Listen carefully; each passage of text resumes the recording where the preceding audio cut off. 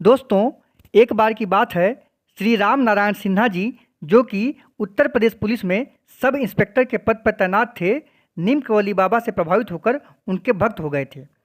उनको उत्तर प्रदेश सरकार की पुलिस सेवा में काम करते हुए अभी कुछ ही साल हुए थे। एक दिन जब उन्हें नीम करोली बाबा के दर्शन हुए तो बाबा ने उनसे एक कागज़ और पेन मांगा।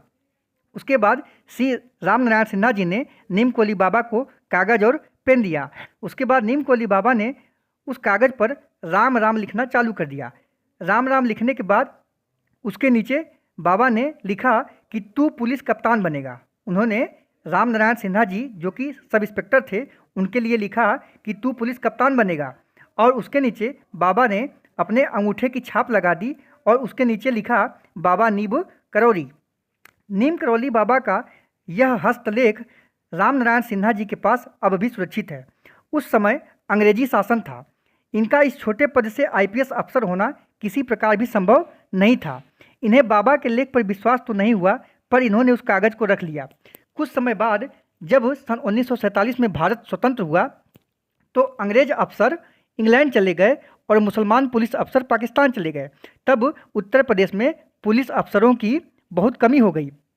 ऐसे समय में राम नारायण सिन्हा जी को कप्तान बनने का सौभाग्य प्राप्त हो गया।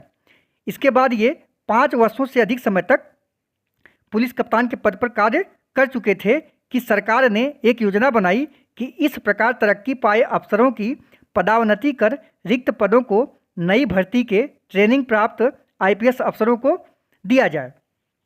श्री राम नारायण सिन्हा जी कहते हैं कि वे इस योजना से अत्यंत दुखी थे क्योंकि अब उनको पुनः सब इंस्पेक्टर बना दिया जाएगा।